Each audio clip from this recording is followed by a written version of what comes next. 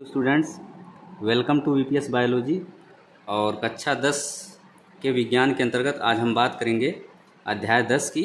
अध्याय 10 का नाम है प्रकाश, परावर्तन तथा अपवर्तन। स्टूडेंट्स, इस अध्याय में सबसे पहले हम बात करते हैं गोलीय दर्पण की, यानी कि स्फेरिकल मिरर्स की। तो आइए सबसे पहले हम गोलीय दर्पण की परिभाषा समझते हैं। स्टूडेंट्स, ऐसे दर्पण जिनका परावर्तक पृष्ठ गोलीय होता है गोलीय दर्पण कहलाते हैं।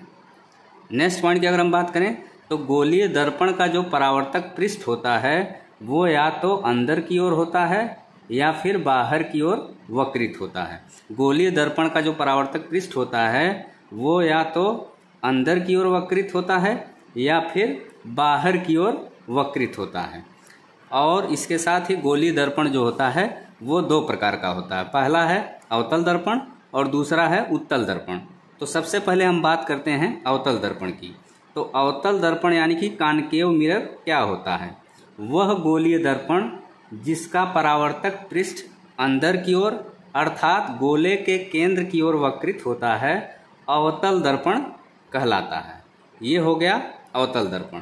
अब हम बात करते हैं उत्तल दर्पण की। उत्तल दर्पण क्या होता है? उत्तल दर्पण यानी कि कॉन्वेक्स मिरर, वह गोलीय दर्पण जिसका परावर्तक पृष्ठ बाहर की ओर वक्रित होता है उत्तल दर्पण कहलाता है। ये हो गया उत्तल दर्पण। अब हम इन दोनों दर्पणों को इस फिगर की सहायता से समझते हैं। अगर हम बात करें अवतल दर्पण की तो यहाँ पे इस फिगर में आपको अवतल दर्पण शो किया गया है, यानी फिगर ए में अवतल दर्पण को दिखाया गया है। तो यहाँ पे अवतल दर्पण का जो परावर्तक पृष्ठ है वो अंदर की ओर है, यानी उस गोले के केंद्र की ओर होगा जिस गोले का यह अवतल दर्पण भाग है।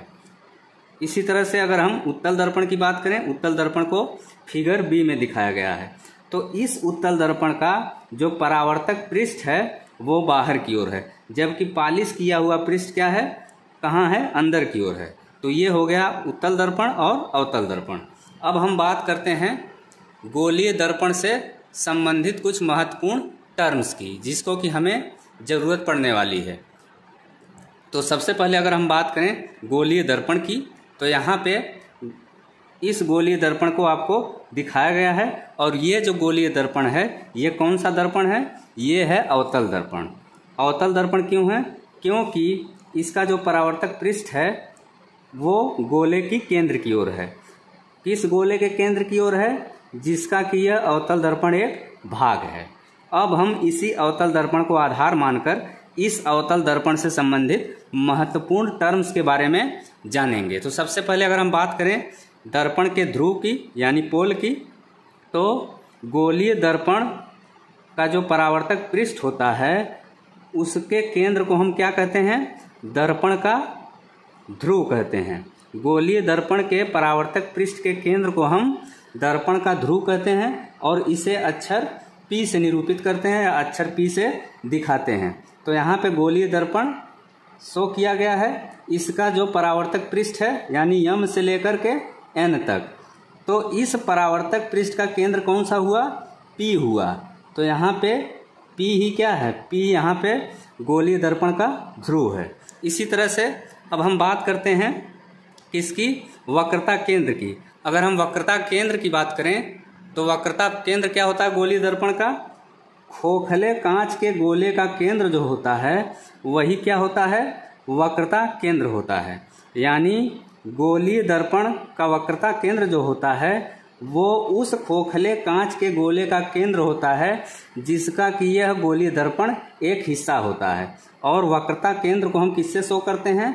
अक्षर C से निरूपित करते हैं या शो करते हैं। तो इस फिगर में यहाँ पे इस गोलीय दर्पण का जो वक्रता केंद्र है वो C है। इसी तरह से अब हम बात करेंगे मुख्य अक्ष की। मुख्य अक्ष यानी प्रिंसिपल एक्सिस की। तो गोलीय दर्पण के ध्रुव तथा वक्रता केंद्र से होकर गुजरने वाली रेखा जो होती है वो क्या कहलाती है? मुख्य अक्ष कहलाती है। तो यहाँ पे गोलीय दर्पण P है और वक्रता केंद्र C है। तो इन्हीं दोनों से हो करके यह लंबी सी रेखा जो है गुजरती है और इसी रेखा को हम मुख्य अक्ष के नाम से जानते हैं। अब हम बात करते हैं वक्रता त्रिज्या की। तो आइए समझते हैं वक्रता त्रिज्या क्या होती है। स्टूडेंट्स, वक्रता त्रिज्या को हम कहते हैं रेडियस ऑफ कर्वेचर। तो गोलीय दर्पण के ध्रुव तथा वक्रता केंद्र के बीच की जो दूरी होती है वही क्या कहलाती है, वक्रता त्रिज्या कहलाती है। इस फिगर में हम देख रहे हैं, इस फिगर में यहाँ पे गोलीय दर्पण गोलीय दर्पण का ध्रुव P है और गोलीय दर्पण का वक्रता केंद्र C है। तो P और C को जो मिलाने वाली रेखा है यही क्या है, वक्रता त्रिज्या है। यानी P और C के बीच की जो दूरी है यही क्या हो गई, वक्रता त्रिज्या हो गई। ये बात स्पष्ट हो गई। और वक्रता त्रिज्या को हम कैपिटल R से निरूपित करते हैं। तो ये हो गया वक्रता त्रिज्या। नेक्स्ट हम बात करने जा रहे हैं किसकी, द्वारक की।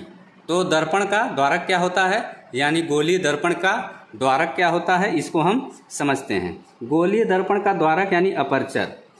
तो गोलीय दर्पण के व्यास को हम क्या कहते हैं, उस गोलीय दर्पण का द्वारक कहते हैं और इसे mn से शो किया जाता है। तो यहाँ पे इस फिगर में हम देख रहे हैं गोलीय दर्पण आपको दिखाया गया है और इस गोलीय दर्पण का जो परावर्तक पृष्ठ है उसकी जो वक्राकार सीमा रेखा है, तो इसी वक्राकार सीमा रेखा का व्यास जो होगा यही क्या होगा, इस गोलीय दर्पण का द्वारक होगा और इसे हम mn अक्षर से निरूपित करते हैं। तो ये हो गया गोलीय दर्पण का द्वारक। अब हम बात करते हैं किसकी, गोलीय दर्पण के मुख्य फोकस की।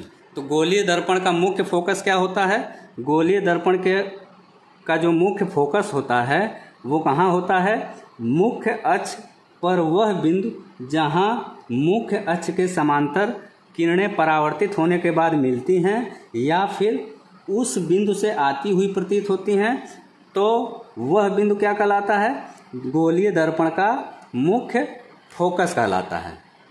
तो यहाँ पे हम इस फिगर में देख रहे हैं, इस गोलीय दर्पण में जो मुख्य अक्ष है वहाँ पर एक बिंदु है। इस बिंदु को हम कैपिटल F अक्षर से दिखाते हैं और यही जो मुख्य बिंदु है, यही जो बिंदु है कौन सा, F, यही क्या हो गया, मुख्य फोकस हो गया।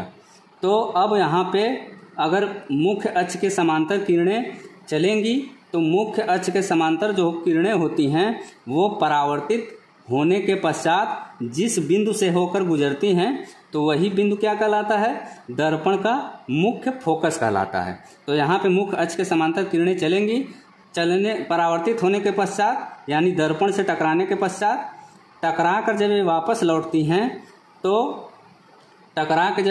लौटती हैं तो एक ही बिंदु पर काटती हैं और वो बिंदु जो होगा क्या होगा, दर्पण का मुख्य फोकस F होगा। इसे कैपिटल F लेटर से शो करेंगे। इसके साथ ही अगर दर्पण हमारा क्या है, उत्तल दर्पण है, तो उत्तल दर्पण के केस में क्या होगा, उसका परावर्तक पृष्ठ उत्तल दर्पण का बाहर की ओर होता है। तो जब किरणें मुख्य अक्ष के समांतर आएंगी तो क्या होगा, परावर्तित होंगी, यानी उत्तल दर्पण के परावर्तक पृष्ठ से टकराकर वापस लौटेंगी। और जब उत्तल दर्पण के परावर्तक पृष्ठ से किरणें टकराकर वापस लौटेंगी तो ये एक ऐसे बिंदु से आती हुई प्रतीत होंगी जो कि दर्पण के यानी जो कि उत्तल दर्पण के मुख्य अक्ष पर होगा। तो इसी बिंदु को हम क्या कहेंगे, मुख्य फोकस F कहेंगे। यानी कि उत्तल दर्पण और अवतल दर्पण दोनों ही केस में हमने मुख्य अक्ष के बारे में मुख्य फोकस के बारे में समझा।